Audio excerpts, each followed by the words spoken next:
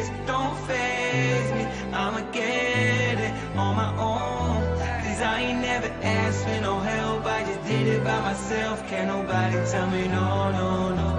And they ain't gotta love you. Long as you just love you, you gon' be alright on your own. Straight up the dome. Happy birthday to Soundman. To Soundman, yeah. That's how we're starting the show today. Ladies and gentlemen, this is the Off the Dome Sports Podcast, your favorite sports podcast, where two sports lovers sit and give their hot takes off the dome. Thanks to a man we like to call Soundman. Shout out to Soundman. It is his birthday, and he is older than 46, so we don't know how much time he has left. First of all, shout out to Ezzy for that intro song. It is called Off the Dome. Very good song for what this podcast is. Give him a listen on Spotify, Ezzy, E-Z-Z-I. If you are just listening in right now, that means you're probably on newrockradio.us. Listen to newrockradio.us at any time for the best and your favorite rock music, both national songs, classic rock songs, or even local stuff that you'll hear from bands like Silverdose. Make sure to check out newrockradio.us as well as newcountryradio.us. Streaming some great crunchy music. Streaming some great country music 24/7 as well. I'm a big country music fan, so go ahead and give that a listen. Yeah, you were like the number one listener in the world to Cody Johnson. Top 0.1%, baby. That's what we do. But, yeah, go ahead and give the podcast a follow as well. You can find us on Facebook and YouTube, Off the Dome Sports Podcast, or on Twitter at @off_the_dome pod. We also want to thank our sponsor, Petra Restaurant and Lounge. You can see their sign right there. Big shout out to Petra. Great place, best dining experience in the area. If you're around La Place, you've got to know about Petra. They offer daily specials and a fantastic atmosphere for both dinner and lunch. Got a great lounge area, a beautiful wine selection if you're into that kind of stuff. So make sure to check out Petra. They're at 1036 West Airline Highway in La Place, or give them a call at 985-359-8888. 88. A lot of eights. Speaking about some business going on here in the Radio House studios, we were supposed to have Manuscript in tomorrow night, Wednesday, for the band practice segment we like to do here in Studio A. Unfortunately, Manuscript will no longer be coming in, but don't you worry. They will be coming in eventually, just not tomorrow. So make sure to keep your... Tomorrow's Tuesday. Wednesday, yeah. Yep, tomorrow's not Wednesday, by the way. My brain's fried. He's just trying to confuse everybody. That's what I do best. But yeah, make sure to keep your eyes peeled on Facebook, on Radio House Studios account. We'll talk about when Manuscript will be coming in. They will be coming in eventually, just going to have to wait a little bit longer. However, we do have some dates finalized for that band practice podcast, and that's February 1st and March 1st. February 1st, we'll have New Orleans original rock band Drab live in studio. I know Thug Nasty's a big fan of them. Go ahead and give them a listen before they come in on February 1st. And then go ahead and listen to Damn Self as well. They'll be coming in on March 1st. That's another New Orleans original rock band. Those New Orleans original rock bands, they are loving the studio, and we love them back. So make sure to check out February 1st, March 1st on newrockradio.us as well as Radio House Studios platforms, Drab and Damn Self. Damn Self. If you didn't see the last episode, shame on you. Yeah, absolutely. It was a Facebook Live exclusive on the Radio House Studios account due to some technical difficulties. But we were wearing the shirts that we made. If you ordered a shirt, make sure to send us the moolah on Venmo. That is OTD Sports Pod on Venmo. Make sure to Venmo that account to pay for your T-shirt.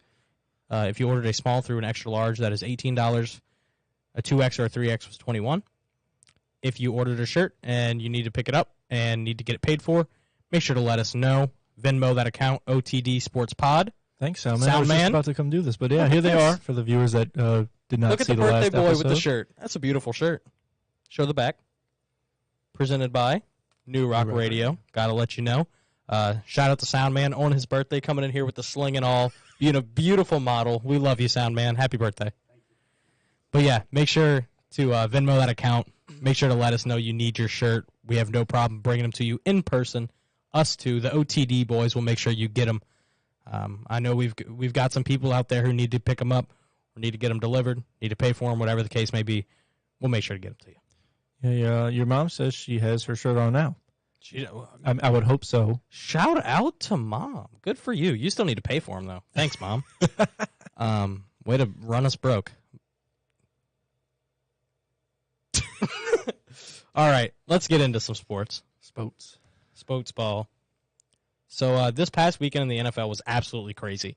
We're going to get into each game because, I mean, we have to talk about a lot of these games. Yeah. But first, we want to talk about our team, our city, the New Orleans Saints. Finally got a win. It feels like it's been forever and a day since the last time the Saints won a game. But we finally did it again. We were 4-9, no hope. But when you play the Falcons, you can always count on you having a good game, apparently. Thanks, Jalen.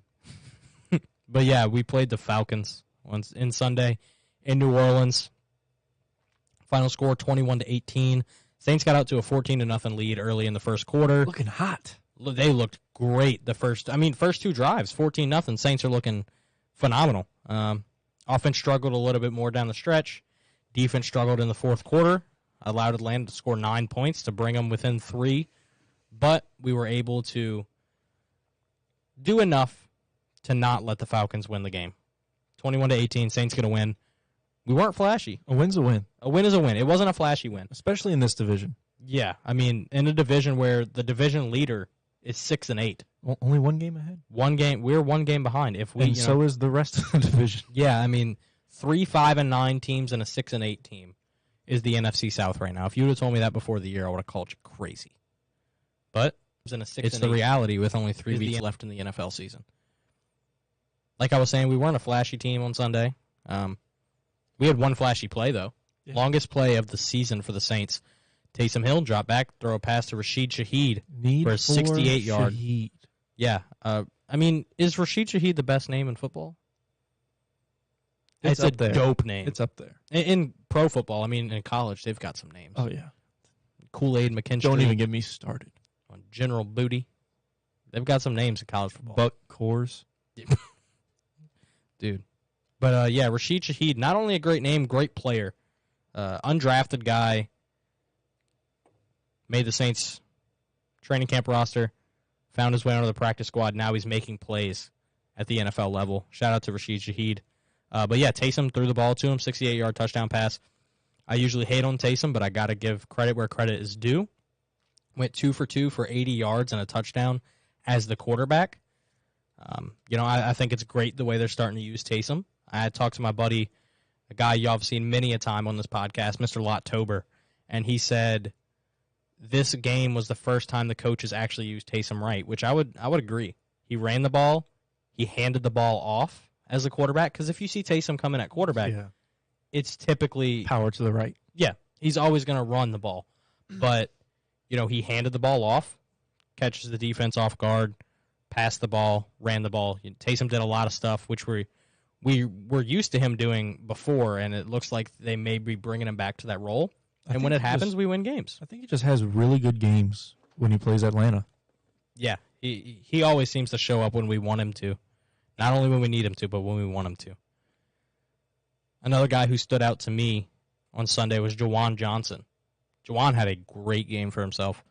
4 catches, 67 yards, and 2 touchdowns. Him and Andy Dalton looked like they were on the same page all day, clicking. Shout out to Juwan. He was a former wide receiver for us. Gained some weight, learned how to block, plays tight end. And he's pretty good at it, too. Unfortunately, he's had health struggles, but when we do see him healthy, he's a great red zone target. Been playing really, really well. And one more thing the Saints offense did that I think I was very, very happy with is they finally gave Kamara the opportunity with the ball. Like, I did some math, and over the last 5 games, he this was his game when he came back from injury, because he was injured for a little bit. He averaged 11 touches per game. 11. That's rushes and receptions combined. 11 touches. Your best player. There's no reason for that. Like, he should be running the ball more than 11 times, not just touching the ball more than 11 times. But this game, 21 carries for 91 yards, added 3 receptions onto that. You put the ball in Kamara's hands, we win the game. Yeah, I like how we're starting to see him get back to his normal workload that we've seen for the past few seasons. But I do believe that his injury earlier in the season did have something to do with his lighter workload.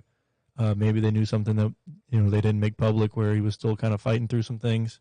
But I'm glad to see him completely healthy and back on the field. Yeah, absolutely. And with Mark Ingram out, we saw David Johnson, who was just 5 or 6 years ago, he was an MVP candidate, and he comes onto the field. We see him a couple times. He fumbled in the red zone. You can't really hate him that much because all of our running backs have done that so far this season. Yeah, true. I feel like we get at least one of those. Yeah, it's an initiation at this point. True. To be a Saints running back, you have to fumble in the red zone. Yeah, checks out. But our defense played really well in the first half, especially. First half only allowing the Falcons 3 points, and they were shutting them down. Desmond Ridder, it was his first start in the NFL. Rookie quarterback out of Cincinnati. A guy who, before the draft, I was like, if he goes into the right situation, he could flourish. Unfortunately for him, I don't think he went into the right situation.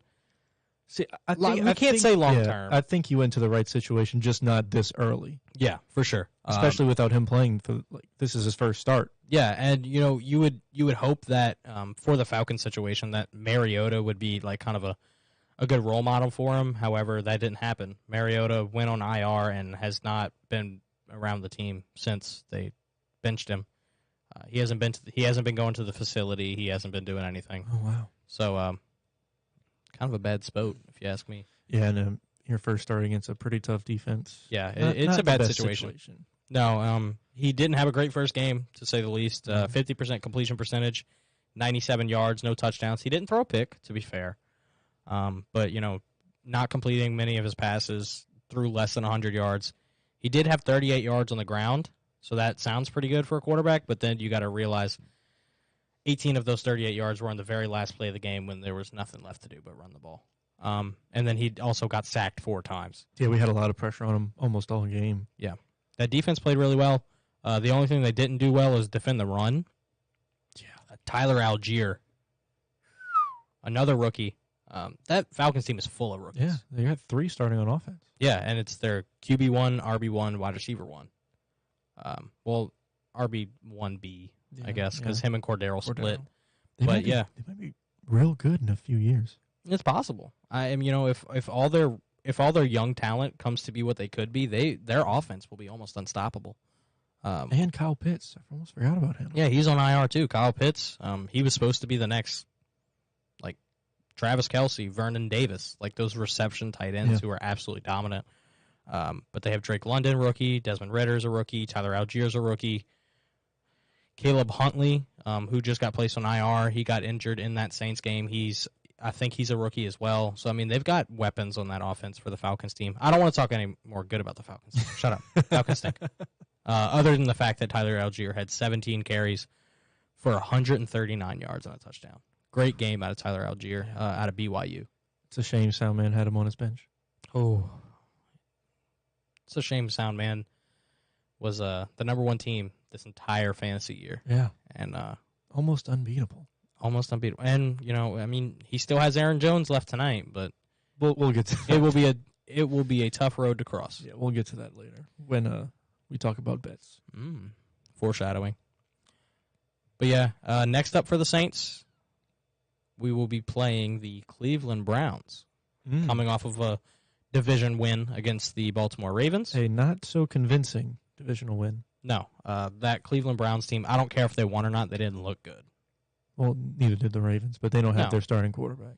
That's what I'm saying. Is like, the team that lost obviously didn't look as good as the team that won, but even the Browns stunk. So, we'll see how that goes. We will be traveling to Cleveland for that game, so that makes me even a little bit more iffy. Just because.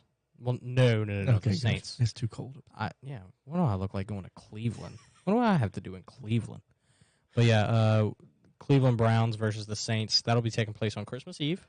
Oh, I'll be working. I will not.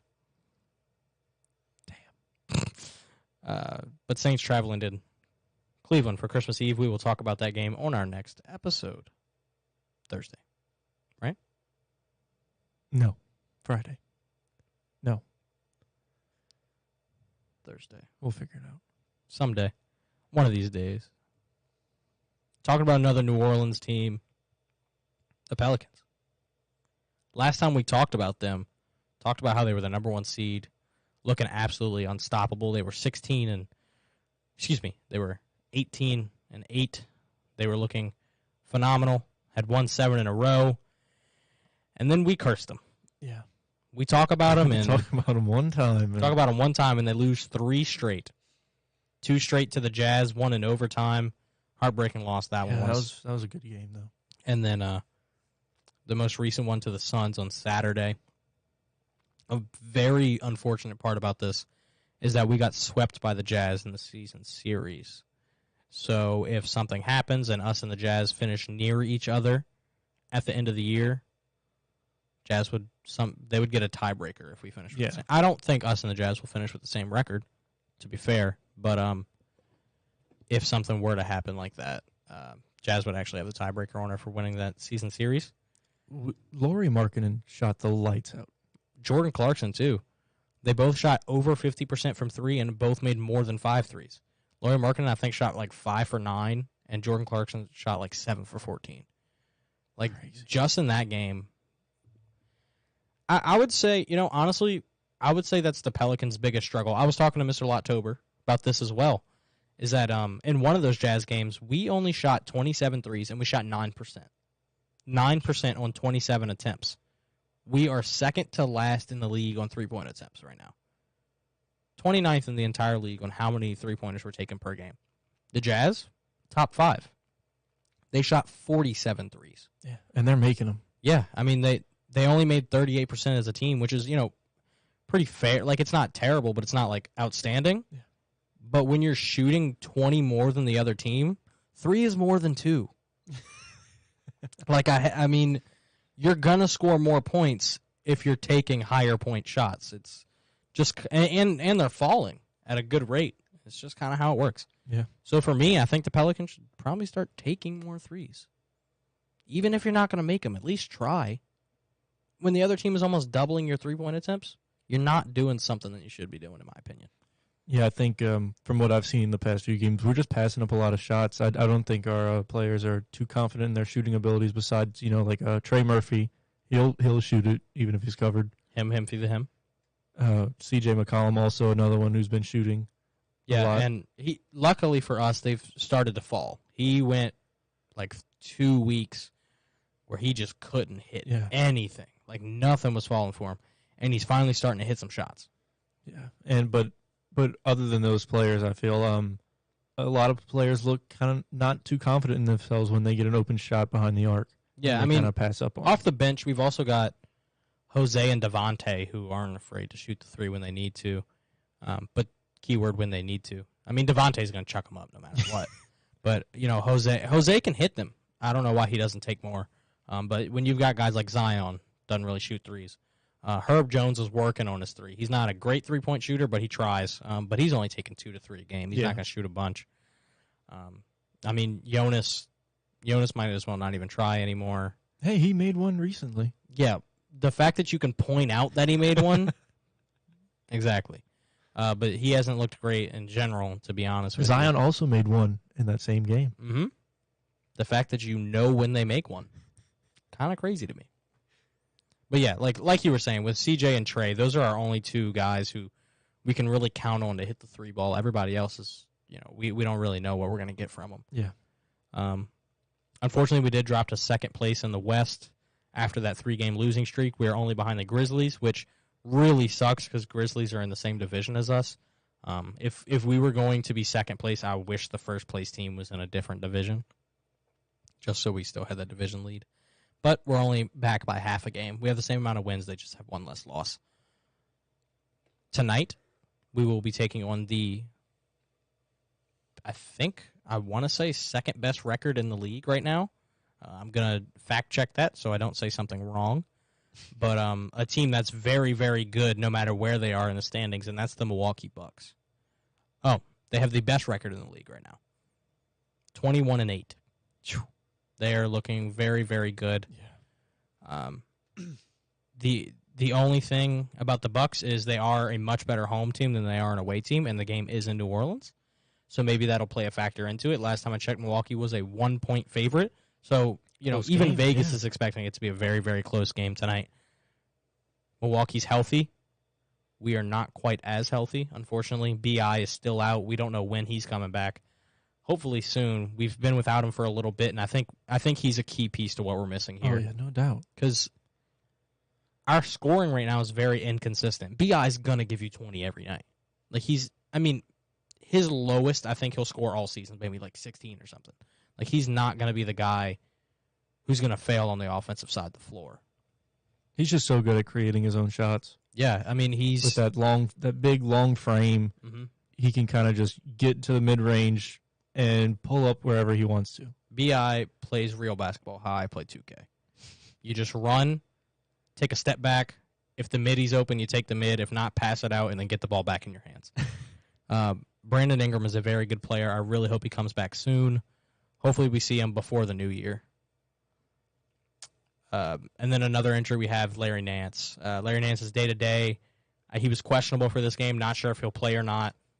But even if it doesn't, I would expect him back pretty darn soon. Yeah, I mean, I just love watching Larry Nance play.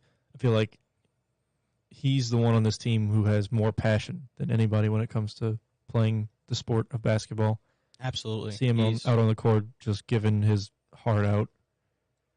Yeah, I mean, you can tell he cares. And I love how petty he is, too, when we win. Oh, yeah. He's so petty to the other team. It makes me so happy. Like, he has no connections to New Orleans whatsoever, but he's fully adopted the city.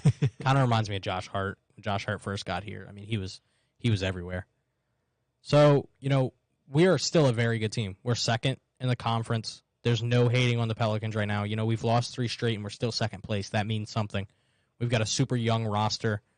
I mean, we're serious contenders right now, but I think we could make a move to make us even more serious. And I would expect us to, before the trade deadline, for the Pelicans to do something. And I think we both agree on what position we really need. And similar build, too. Yeah. So I posed the question to Byron. I said, if you could pick one player for the Pelicans to trade for right now, who would it be? And, of course, everybody would be like, oh, let's trade for LeBron. Let's trade for Joel Embiid. That would be nice. But I'm saying, realistically, who is a guy you could see fitting into the Pelican scheme, who we could get for what we have already, wouldn't ruin our future? Who's a guy that you would see on this Pelicans team you really think would help us? Who'd you pick? I picked one of our buddy Reese's favorite players that he's been mentioning all season. Miles Turner. Like we were talking about earlier, we're kind of slacking on the 3-point shot tendencies, and I feel like he's one that can get us a few buckets from beyond the arc and really kind of space out the floor, let our slashers like Zion get to the bucket a lot easier. A package that I could see us putting together for him is giving away Jackson Hayes, who really kind of just hasn't worked out for us. No, I mean, he's not even getting minutes at this point. And Devontae Graham.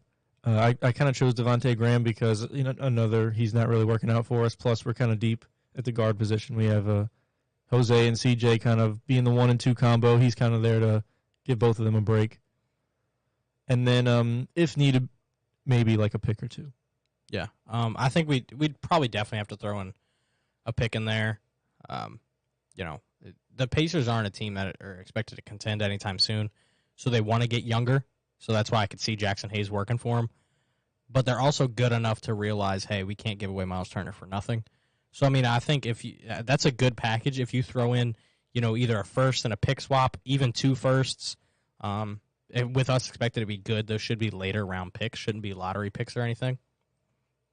So if you throw in Jackson Hayes, Devontae Graham, and a pick swap, and a first, an unprotected first, I think you could get a deal done for Miles Turner. And I really like Miles Turner. I went with a different guy, but just to give some background on your guy, Miles, he's averaging 17 points a game.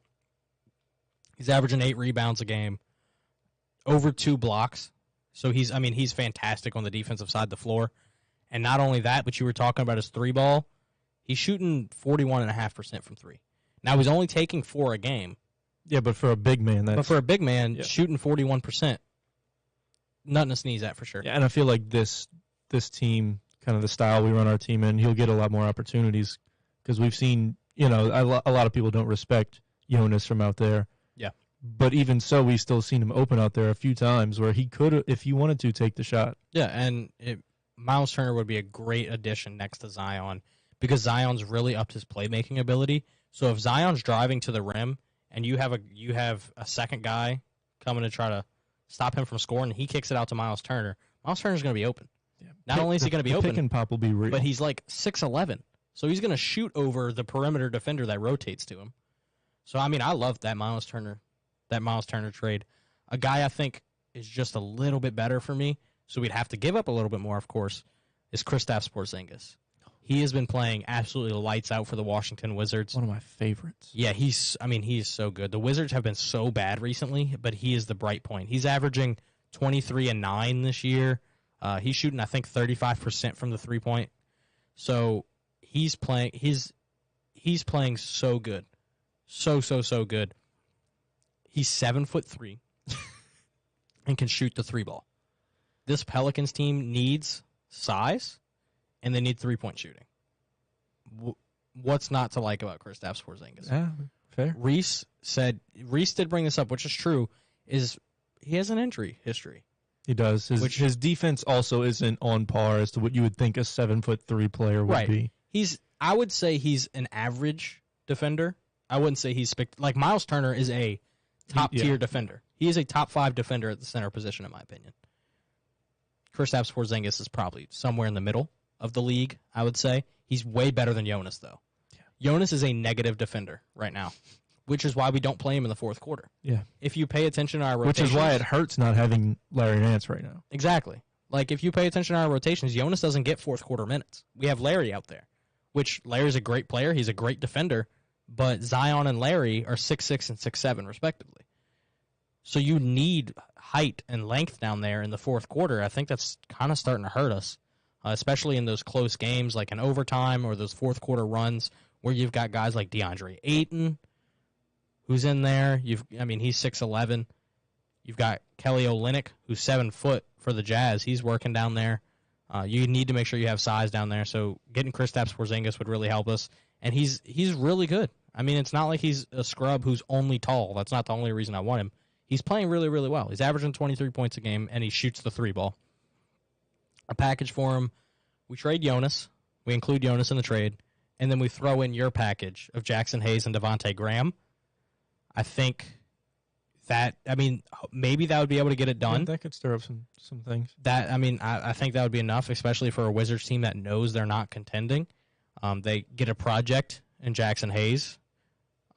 They get a guy who can come off the bench and score a ton of points for them in Devontae Graham, and they get a quality starter in Jonas. I'd even throw in a pick. I'd throw in a first-round pick if it means we get Kristaps Porzingis. I think he's a very good player, and I think he would be a perfect fit for this Pels team. That being said, I still love the Pels team as it is. Even if we don't make a move, I could see us making a run for it. Yeah, another player that kind of just came to mind. It doesn't really solve the 3-point shooting issue, but again, it does solve the height and defense issue. I know it's kind of like a joke between us, but Nerlens Noel would be a great guy we could get for probably something, a small package. Above the rim. Above the rim, yes. Yeah, I mean, he is one of the best defenders at the center position, and he's getting 0 minutes in Detroit because they don't know what to do with him. Because they have Isaiah Stewart, who is basically Nerlens Noel, but shorter.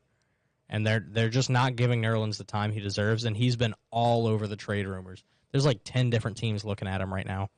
So while it wouldn't solve necessarily the shooting aspect, like you said, I think it would really help with that fourth quarter defense, for sure. Moving on from the New Orleans to an international game that just wrapped up. All I'm saying is you know more about this game, and I got the winner right. Yeah, I mean... But anyway, I think we have this effect because, you don't know much about soccer. No, you got it right. Lott knew the most about baseball and got it all right. Got it all wrong. Got the least right. Reese, he's the basketball guy. His Vikings are looking pretty good. Yeah, I mean, we're all over the place. We cannot claim to be the guy anymore of anything. Yep. We're just spoats. We say stuff and hope it happens. But nonetheless, give us the rundown of what we saw in the World Cup between Argentina and France. So, World Cup final, winner take all. Argentina defeated France in what may have been the best soccer match I've ever watched. And not only that, it was a World Cup. There was just so much drama down the stretch. It was such a enticing game. You couldn't really look away from it.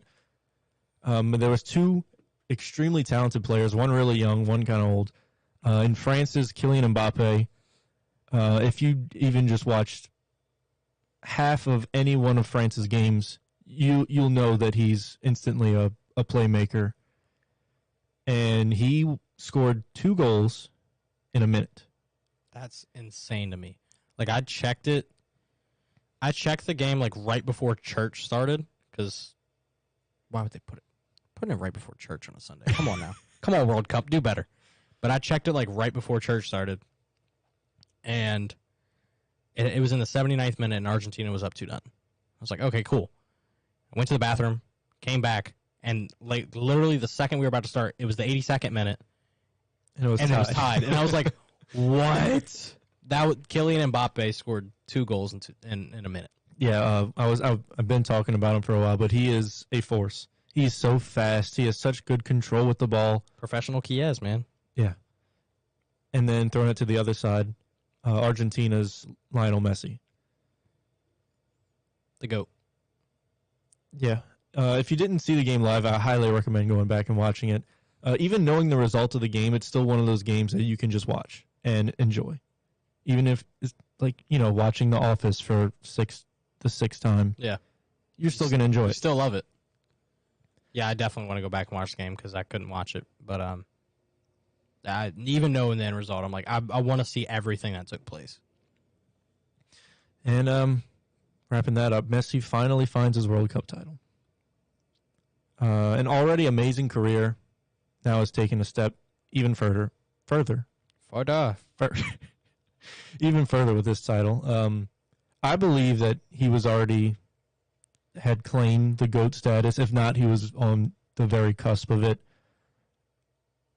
But now I don't think anybody can argue now that he has this title, this World Cup title that he's been chasing for so long.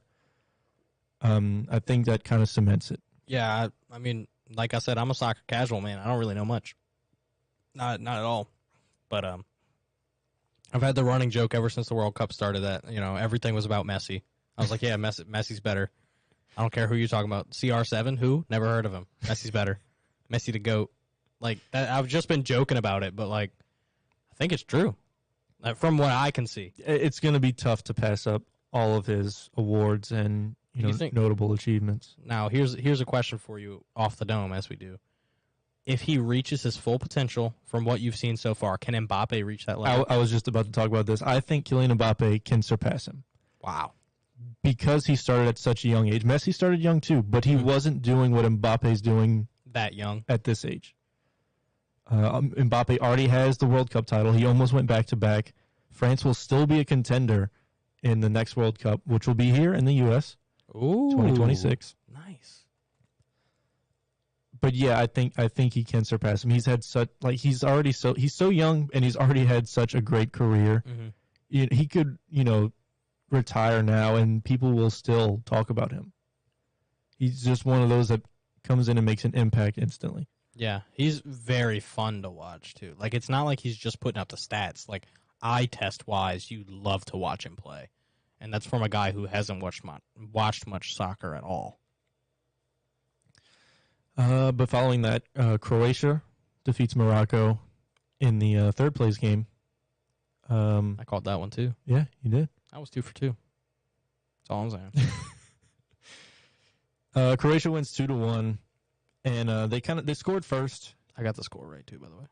They scored first, and Morocco bounced back instantly. Croatia scored in the 7th minute, and then Morocco scored in the 9th minute.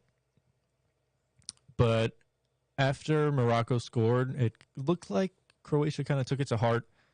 because they just showed their presence for the remainder of that game. They didn't really get that goal till right before halftime. I think it was in like the 39th minute. But after Morocco scored that goal, they kind of were reeling the rest of the game because Croatia was just pounding the attack. Another good game to watch.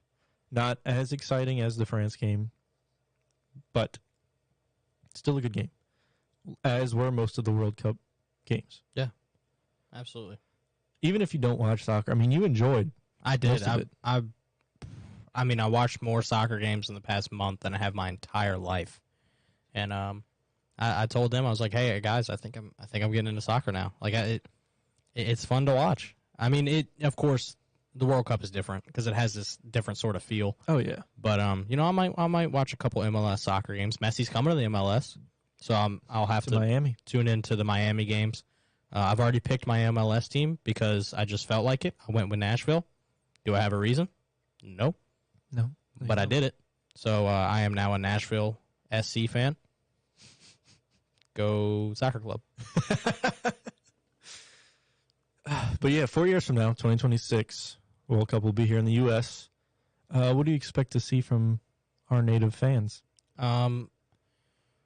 So this year for the World Cup, I would argue the U.S. was the most passionate I've ever seen them about the World Cup. I mean, of course, the last time was 2016, 2018? The last World Cup before this one?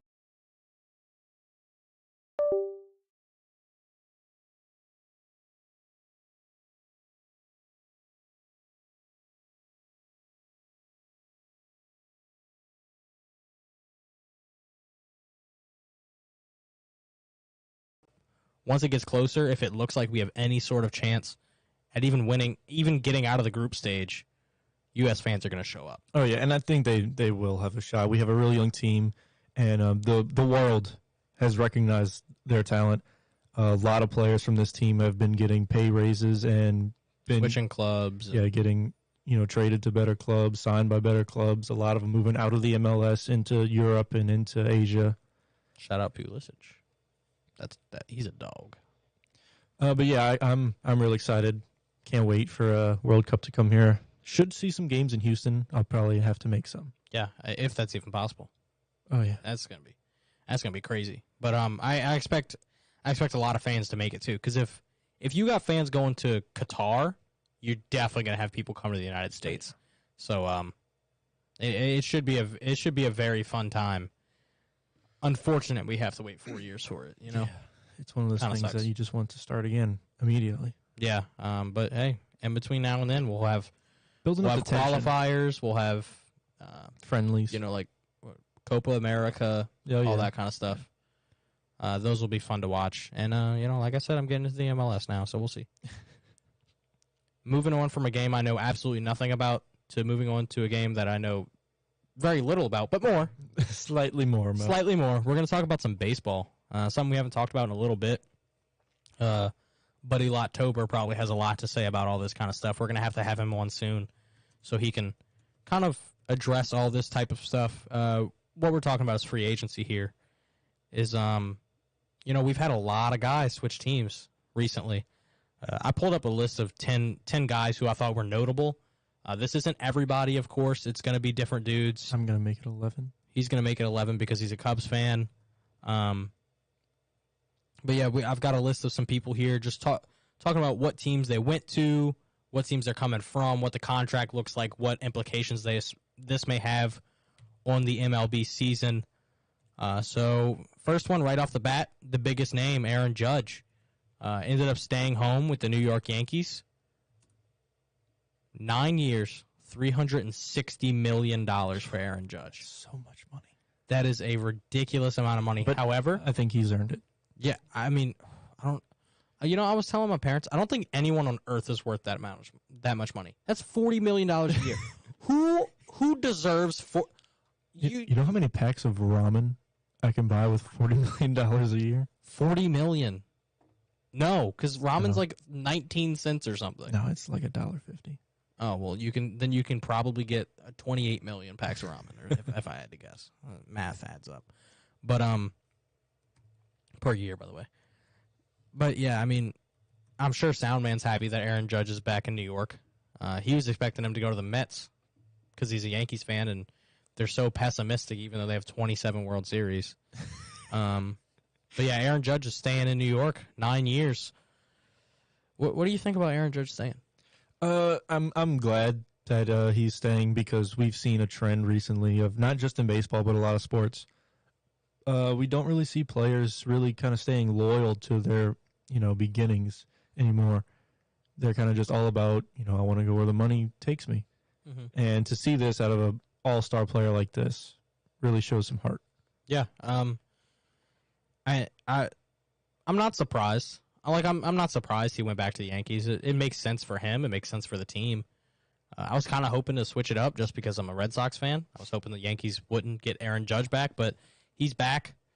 He's 30, so he'll be there through age 39 if he stays throughout his entire contract. We'll see how that works. But, yeah, Aaron Judge is a Yankee again. Trey Turner, he kind of started the ball rolling in free agency. Went to the Philadelphia Phillies, the team that unfortunately lost the World Series. I was really hoping they'd win that one. But Trey Turner went to the Phillies on an 11-year, $300 million contract. So not as much as Aaron Judge, but still a very substantial amount of money. Trey Turner going to the Phillies. What's your thoughts? I like the acquiring of Trey Turner by the Phillies. Such a dynamic player. Has real speed on the base path. Yeah. But I like to see them, going out and getting players and trying to stay contenders for that World Series title. Yeah, I mean, they brought the Astros to 6 games in this past World Series. They looked good doing it. The fact that people even thought they had a chance to win says a lot about a young Phillies team. So adding Trey Turner, one of the most dynamic players in baseball, not a bad recoup. Yeah, it makes that lineup. It kind of takes it to a whole nother level because I agree. You can rely on Trey Turner to get on base. And not only is he going to get on base by walking or getting singles every now and then, or bunting. Yeah, I mean, he can bunt for on base as well. I mean, he bats over 300. Like, he's a really good player. So we'll see how that works out for the Phillies. I think it really fills a hole in that batting lineup because we've seen a lot of Bryce Harper, Bohm, Hoskins, Kyle Schwartz. They can hit the home run ball, but their problem is they don't have many runners on base when they do. And I think this kind of fills that hole. Yeah, you got to get runners on base if you want to score runs, So Trey Turner's that guy to get on base. This one hurts a lot for me. I bet it does. The good old Red Sox. I'm a Red Sox fan, man. Not doing anything. I've stated it many a time. Oh, they do things. Trust me, they do a lot. I've stated it many a time. I'm a Red Sox fan. I wish I wasn't at this point. Just a few years ago, we traded Mookie Betts, one of the best players that we've had in a very long time, to the Dodgers for a bag of chips and a used napkin.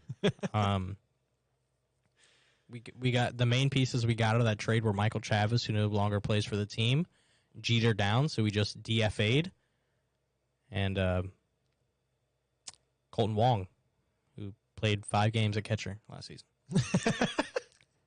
So yeah, that was loves his team. Oh, I love him. We've made many questionable moves in this offseason, like signing Justin Turner to $15 million a year, signing 3 pitchers who are over the age of 32, and an Asian guy from Japan who we haven't seen play in the MLB. So we're making some very questionable moves. We have yet to extend Rafael Devers. And the oh-so-sad passing of J.D. Martinez. And J.D. Martinez signed with the Dodgers, as I said he would the second the season ended, for less money than we signed Justin Turner for. J.D. is younger, better, and now they just switched teams. We got a worse J.D. Martinez for $5 million more a year. All this to say Xander Bogaerts, a guy who has been absolutely loyal to Boston. We drafted him at 18 years old out of the Dominican Republic. He spent 12 years in the Red Sox organization. and he is now a San Diego Padre. Went to San Diego for 11 years, $280 million. Less money than I thought he would get, and less money than the Red Sox could afford. We could have afforded up to $28 million a year. He gets $24.5. I mean, there was a picture, and I'm going to talk about the fourth guy in this picture. They had a picture of 5 guys that all played in the All-Star game that at one point was on the same Red Sox team. That was Rafael Devers, Xander Bogaerts, Mookie Betts, JD Martinez, and Andrew Benintendi. All 5 of them were on the same Red Sox team when we won the World Series in 2018. Or in the Red Sox organization. Yeah. They're all gone except one. And we only have one left. So far. And he is in his 3rd year of arbitration and has yet to receive a contract extension. So he might be gone next year, too. We suck. But by God, do you have Bobby Dalbec? Shut up. But I love this for the Padres. Fernando Tatis. I feel like it kind of crowds it up, but I think they can figure it out. Tatis has a suspension that he's serving. Has injury issues. Has a lot of fielding issues. Like, he's great with the bat in his hand, but he is a negative defender. So sticking him in the outfield, moving him to second, something like that. Putting Xander, who is he's older, but he's still very, very good. It's great for the Padres. Yeah, I agree. I hate it for the Red Sox, though. I didn't really expect the Padres to make a move on the fielding or batting wave. I expected them to make some pitching moves because we've seen their pitching kind of struggle, especially in the postseason. But that being said, they were able to hold their own for the most part. It's just once they get past their first 2 or 3 pitchers, they kind of fall out. But I do like what I see with Xander on the Padres, putting up some more runs on the batting side, picking up the slack on the fielding side. Yeah. If I wouldn't be surprised if they make another move to try and acquire a pitcher. Yeah, I mean the Padres are a team that was close last year, and they might get even closer this year. I went on a very long Red Sox rant there, so I ate up some of our time here. I'm gonna quickly go through a couple more that I think are relevant. Like I said, Andrew Benintendi, he went to the White Sox, 5 years, $75. Josh Bell, formerly of the Padres, goes to the Guardians, 2 years, $33 million. I think that's a great contract. That's a good move. Both for the Guardians and for Josh Bell. That's a great move. Jose Abreu, who I was hoping would be a Red Sox, went to the Astros. Of course he did. 3 years, $58.5 million. Justin Verlander got paid. Yeah. Went to the Mets, who are not afraid to pay anybody. They went brazy with him. 2 years, $86.6 million for Justin Verlander, and he's getting up there in age. However, he just won the Cy Young. So, I mean... And the World Series. Yeah, I mean, he was ace for a World Series team. You give him $44 million a year. I guess he's worth it. Carlos Correa. The Giants did end up spending up this offseason. We thought it was going to be Aaron Judge. Ended up being Carlos Correa. Shortstop. Had that little 1-year stint with the Twins to prove his worth, and boy, did he do it. 13 years, $350 million for Carlos. Got back to what everyone knew he was on the Astros, and he got paid like it. A guy everybody was looking at what kind of money he would get. Jacob deGrom. A lot of injury history, but when he's healthy, he's the best pitcher in the league. Oh, yeah, and it's not even close. No, and he got paid like it. 5 years, $185 million. He's going to be getting money for sure. So hopefully he can stay healthy, and I like that for the Rangers. Not a team, one of those kind of mid-tier teams. Yeah, you wouldn't expect him to go out and make a move like this. But he's from Texas. I think it was kind of like a homecoming type thing, but they gave him a lot of money. I think it's a good move. Since I went on a Red Sox rant, you can go on a little Cubs rant here. They signed 2 players, and 2 very good players at that. Players. Tell us about the Cubs. It's not so much of a rant because I'm happy about it. But, so the first move they made earlier, because it's not baseball season, says Soundman. Checks out. The first move they made that really kind of shocked me because it went completely under the radar. No one really had this on their sites. But Cody Bellinger signs a 1-year deal. 1 year deal. Man, we are good at talking tonight, let me tell you. 1-year deal for $17.5 million. I think he'll help us out a lot. Yep. Even if it's just for 1 year. It'll kind of get us back onto the winning side of things to be able to, get some more talent there. And a real shocking one in Dansby Swanson. Hey, huge move for the Cubs here. So excited to see him in a Cubs uniform. Yeah, he's. I'm a big fan of Dansby Swanson, so I'm really happy for your Cubs that y'all got him. Cubs sign him 7-year for $177 million. It's a good little contract. I wish I made that much. Don't we all? But yeah, I like what I'm seeing out of the Cubs even this early. Getting back to the Cubs that can hit the ball. Yeah, you won the World Series 6 years ago. And there's no one from that team left. Yeah, tell me about it. We won it 4 years ago, and there's nobody from the team left. It happens, Tragic, man. Yeah. It happens. But hey, one of our teams is on the come up. The other one looks like a dumpster fire. I will cheer for the Cubs. Thanks, man. Yeah. Don't cheer for the Red Sox. You're going to get your heart broken. Moving out of baseball, since as Soundman says it's not baseball season, we're going to talk about the NFL and our bets, as we normally do. Our road dogs, Byron had the Steelers. I had the Ravens. Yours hit? Yeah. I was with you on it. It sounded good. Mine did not hit, unfortunately. I had the Ravens. You questioned me. I did try and talk you out of it. You did. And I was like, no. I feel good about this. Tyler Huntley, I thought he could do it. J.K. Dobbins has been playing really well. And, again, he played really well. He rushed for 130 yards in the game. Just wasn't enough to beat the Browns. Yeah. So I missed on my road dog. However, I made up for it in our pick'ems. I went 11 for 14 this weekend. That's pretty darn good. Hell yeah. You went 10 for 14, unfortunately. I mean, still very good. Yeah. Don't get me wrong. But I edged you out by one. We're back on that trend where one of us beats the other one by one. Very, very, very quickly, I want to run through the games here, give a quick comment on a couple of them. We're not going to run through all of them. There was some heartbreak. Yeah, that Colts game, Colts up 33-0 at halftime. Vikings win at 39-36. What happened?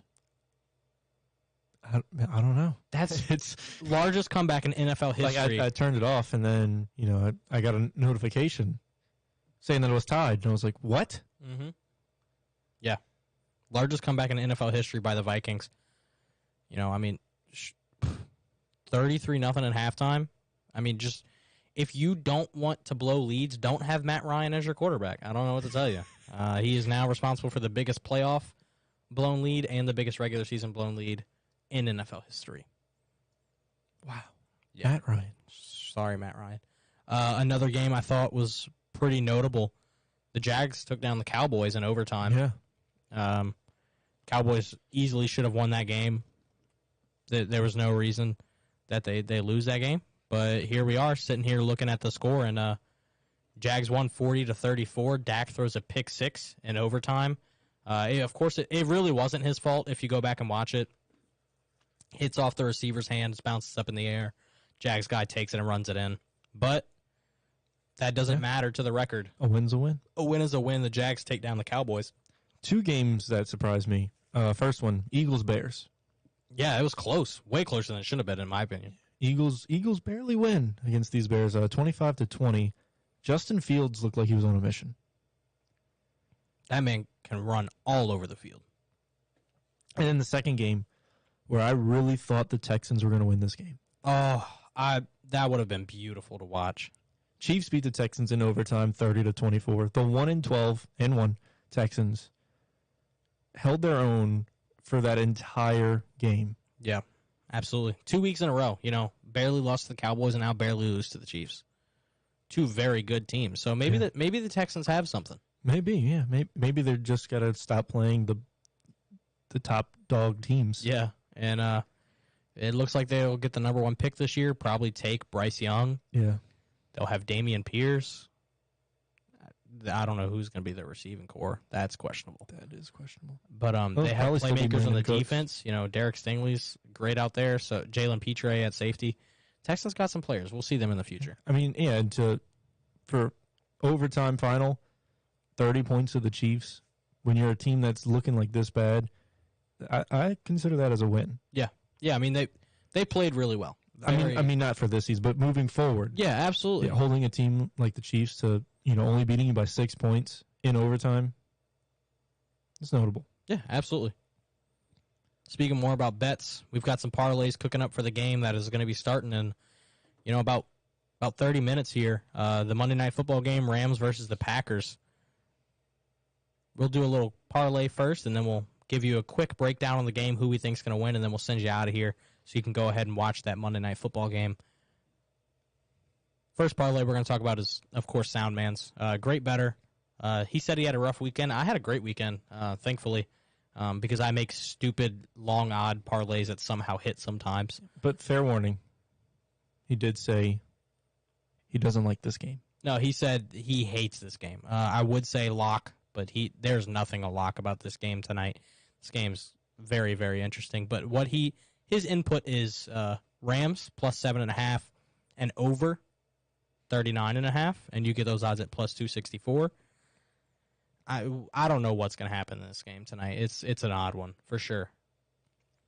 My parlay, because I want to save yours for last. Yes, please. My parlay, I'm looking at Green Bay money line. I didn't want to touch the spread because it could go either way. Christian Watson for 50-plus receiving yards. He's really shown face this season. I think he's been very, very, very good. And then A.J. Dillon touchdown. He is their power guy. It's going to be really cold tonight. Bruising backs in the cold are just a match made in heaven. You can parlay all three of those for plus 452. And now, the real show. So let me break it down.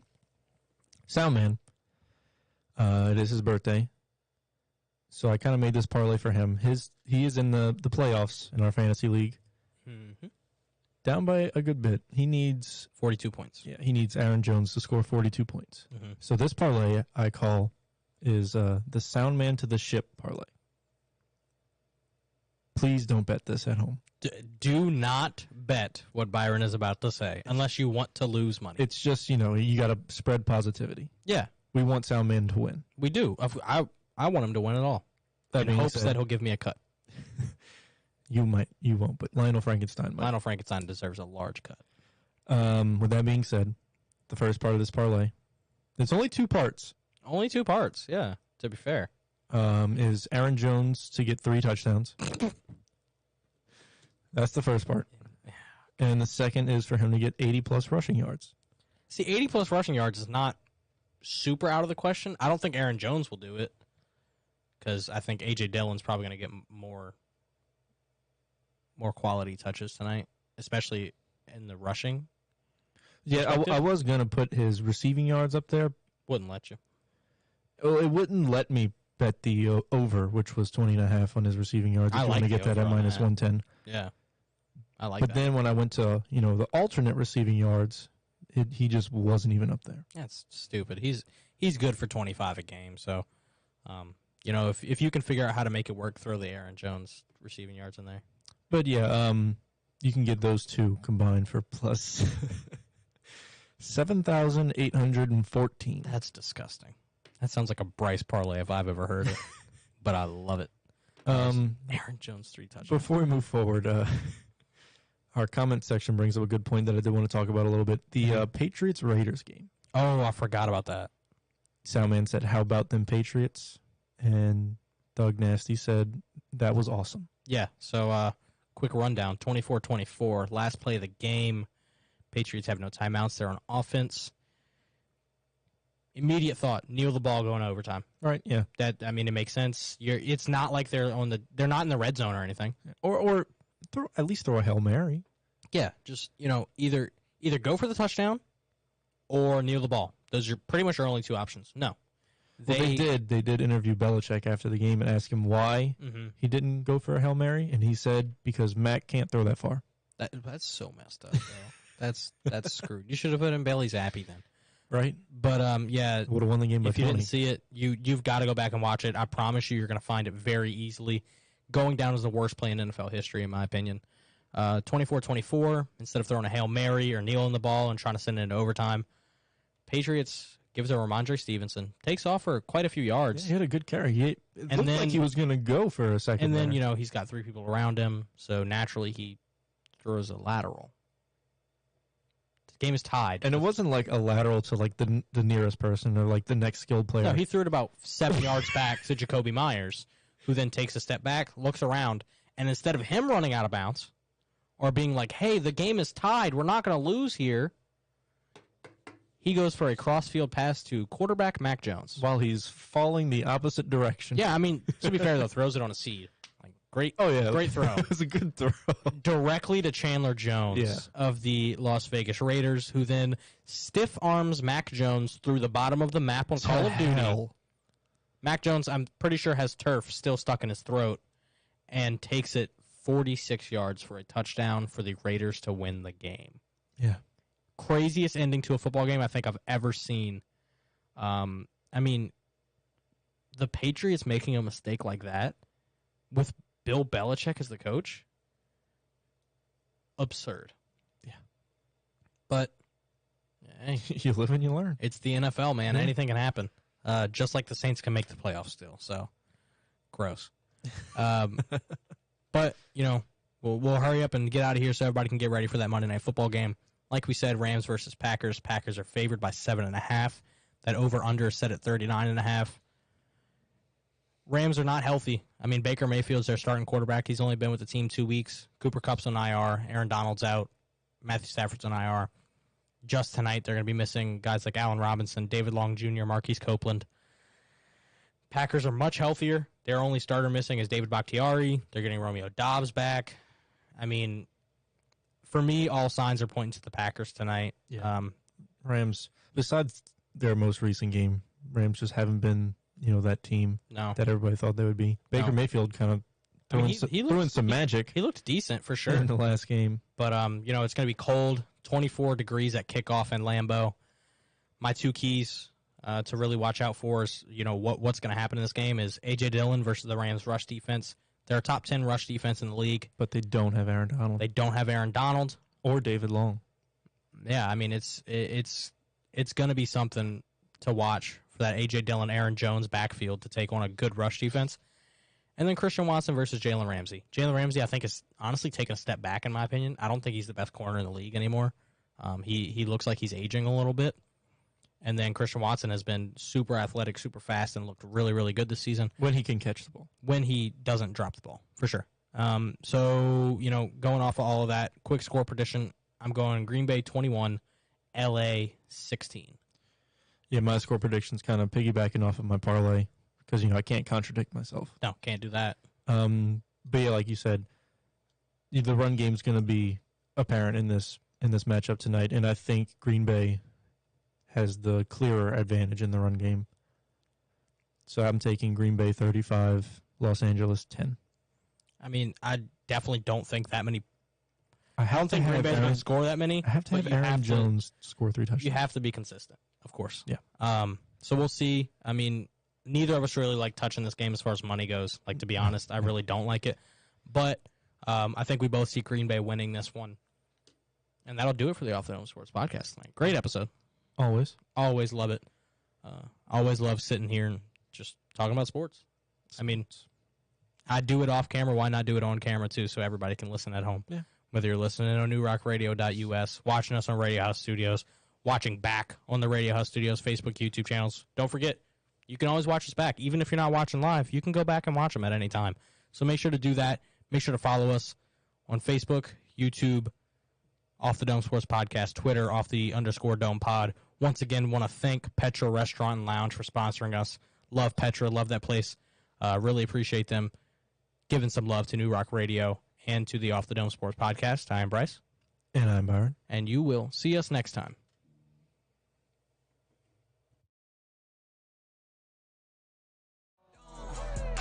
Can y'all quit acting like y'all didn't know?